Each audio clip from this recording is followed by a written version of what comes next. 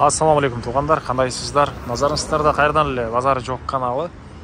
Бүгін 16 сентябрь 2023 жыл мен сіздерге Қант шаарынан бир сатылуучу көргөзмөкчүмүн. Биринчи жолу баруу жолун түшүндүрөйүн. Азыр мен турган жер туғандар Қант шаарынын центральный көчөсү жана А Чекиров көчөсүнүн кесилишинде турам. Ушул көчөнү бир аз элестер түндүктү карай жүрөсүздөр. Катардагы экинчи көчө Островский көчөдө сатылуучу үйүбүз жайгашкан туғандар. Так, дагы эмне маалымат? Бул жерден Бишкек шаарына карай түз жүргөн маршруткалар бар. Көбүн эсе ушул окугандар, иштегендер туғандар шаарды карай ушул жерден эле түз барып келип иштеп окушат. Кант шаарынан Бишкекке чейин туғандар 20 мүнөттүк эле жол экен. Дагы эмне маалымат? Үйүбүз центрине, базарына деле жакын экен. Калган маалыматты эми үйгө жетип бир чекеден берейин. Сиздер күн сайын Бишкек шаары Чүй областына сатылуучу үй квартиралар көргүңүздөр келсе, подписаться баскычын басып кетиңиздер. Накей туғандар келүү жолун түшүндүргөнчү бүгүнкү чыгарыштагы сатылуучу үйгө да жетип келип калдым. Бул үйүбүздүн көчө тараптан көрүнүшү дарек Островский көчөсү 8-чи даректе жайгашкан. Жердин аты 8 соток туғандар. Жердин аты 8 соток. Кызыл китеп, техпаспорт, бардык документтер бар жана чыгыш чек ара. Накей бул кошунанын бул заборунан башталат. Батыш чек арасы. Бул жакта дарбаза бүткөндөн кийин о забордун бөлүгүнө чейин. Бул жактан машина киргенге дарбазасы, бир калитка, эки калитка. Неге эки калитка десеңиздер, туғандар, бул жерде азыр үй ээси өзү жашаган 200 квадрат метр, и төрүндө 123 квадрат метр квартиранттар үчүн, же болбосо швейный цех иштеткенге. Негизинен квартиранттар үчүн салынган, а швейный цех катары иштесеңиздер эле болгудай үй салынган 123 квадрат метр. Азыр аны да видеонун жүрүшүндө көргөзөм. Ошол жака кирип чыгуу үчүн өзүнчө бул жактан калитканан үйдүн арты менен кирип чыкканга жайы бар. Эгер квартирант киргизесизби, швейный цех катары иштетесизби, эмне кылсаңыз дагы. Анан жолдор орто кеңдикте, электр энергиясы, природный газ бар. Үйгө киргизилген природный газ деле жана ошондой эле бая видео башында айткандай, чоң көчөгө 300 метр аралык, центральный көчөгө. Негизинен бул жерде Кант шаарында жашагандар, мисалы Бишкекте окууда окуйбу, бир жумушта иштейби, ушул жерден центральный көчө менен эле бат эле күн сайын үйүнө келип кетип барып келишет экен. Негизинен Кант шаары Бишкек шаарынан анча деле алыс эмес туғандар. Так. Окей. Бул жакта чоң дарбазасы.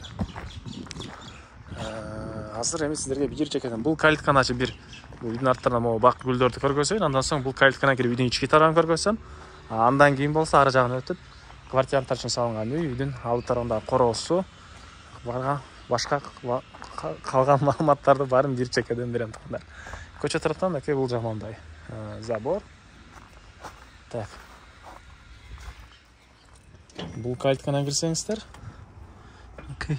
Бул слива багы экен, слива черешня бактары. И бул жактан бул эшик аркылуу түз киресиздер. Азыр ал тарабынан да бул эшикти көргөзсөм. Ылдый тараптары гүл экен. Бактардын. Так, мектеп, садик жакын жерде эле бар экен. И базарына жакын туғандар. Базарда жумушуңуздар болсо, базарына бат эле барып келип алат экенсиздер. Так, картанан эле Островский көчөсү 8-чи үй деп карап көрүңүздөр. Улица Островская, 8-й дом деп жайгашкан жерин көрсөңүздөр болот. Так. Андан ары бул жакка карай кирсек, накей бул короосу. Бул жакта бир негизи кирүүчү эшиги, үйдүн түндүк тарабында экинчи негизи кирүүчү эшиги жайгашкан. Көртөңсүздөр темирден болгон эшик жана брусчатка. А бери карай өтсөк, үйдүн батыш участогунун батыш бөлүгүндө мынакей бул дарбазадан киресиздер. 2-3 машина кене аткандай жери. Так, үй 200 квадрат, төрүндө квартиранттар үчүн салынган үй 123, жалпысынан 323 квадрат метр болгон үй, 8 соток участок жана эми үйдүн ички тарабын сиздерге бир чекеден көргөзөйүн туғандар. Бул үйүбүздүн кире бериши туғандар, мынакей прихожкасы. Андан ары түз жүрсөк, мынакей кенен коридор. Бул коридордон калган бөлмөлөргө өтүп кете аласыз. Мынакей көрүп турсаңыздар ремонт туғандар. Коридордун түштүк тарабынан терезе орнотулган. И андан ары мынакей чугунный батареялар жана отопление. Паровое отопление, көмүр менен жылыткан котел, электр энергиясы менен жылыткан тен үйдү жылытат. Плюс газ, природный газ бар. Калсаңыздар газовый котел койсоңуздар деле туғандар. Ал сиздерге оң тараптан бул жактагы бөлмөлөрдү көргөзөйүн, андан соң ал жактагы бөлмөлөрдү бир чекеден көргөзүп чыгам. Так, бұл жақта түз кірсек, мынакей бір ондай зал бар екен, малый зал деп қойды екен туғандар. Түндік тұрған терезе, көріп тұрсыңдар ремонт. Андан ары. Так. Бұл жақта бір кладовкасы. Бұл жақта бір спальный бөлме. Мынакей көріп тұрсыңдар ремонт, түштік тараптан терезелер. Бұл жағында гардеробы туғандар.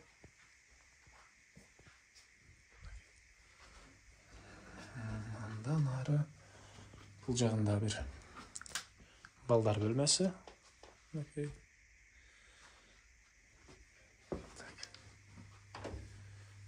Андан ары сіздерге қалған бөлмелерді жекеден көріп өсейін.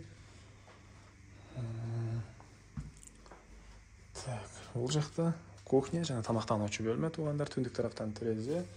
Бұл мынакей кухняның көрініші, кухонный мебельдер, газ кіргізілген, түндік тараптан терезе, отопление батареялары, раковина ұрылып суық шығарылыптыр туғандар. Бұл жақта кладовкасы. Мынакей.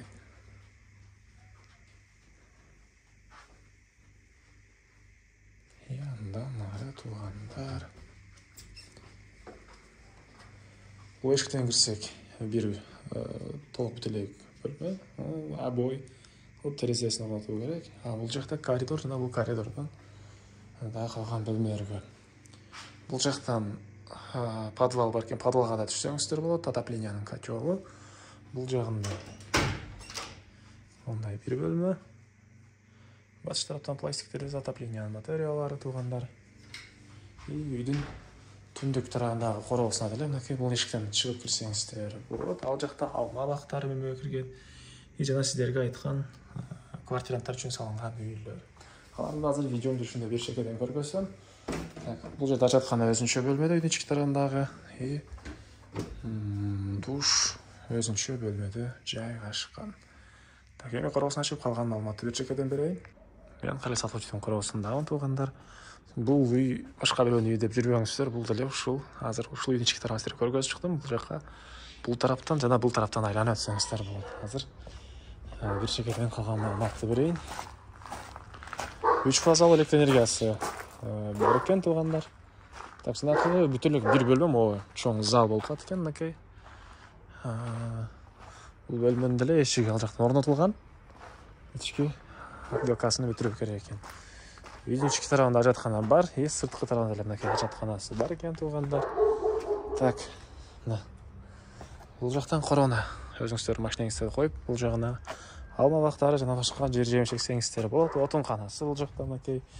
123 квадрат метр болған. Мынакей бұл жерде 5 квартирантқа лайықташтырылып салынған үй туғандар ошол. Квартира бизнесі қылайын деген болған екен. Негізінен швейный цех мен электрендегендер болса, швейный цех қатары дәле қолдансаңыздар болады дейді. Үй иесі, азыр ішкі тарағын бір шекеден көргөсөйін. Так, егер сіздер квартирант кіргізсеңіздер, бұл жаққа толып бүтіріп. Пескоблок емес туғандар. Коридор еле пескоблокмен жабылған бұл тарағы. Бұл тарағы кирпич. Ой, бұяқтан кірет біле. Азыр. Үйінде бірінші жол болсаң, шындай адашулар болады. Көңіл бұлбайсыздар. Бұл коридор. Квартиранттар ушул коридор менен мындайынан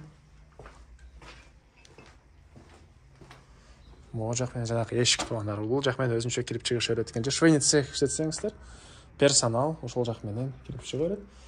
Мынакей бул ички тараптары.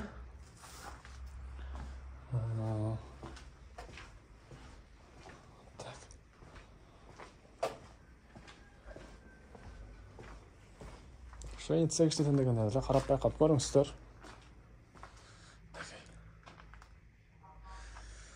Стенасы, мынакей бул бөлмөлөрдүкү кирпич, кээ бир жери мындай бышпаган кирпич экен.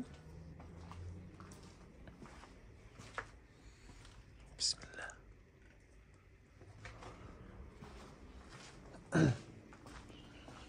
Банары.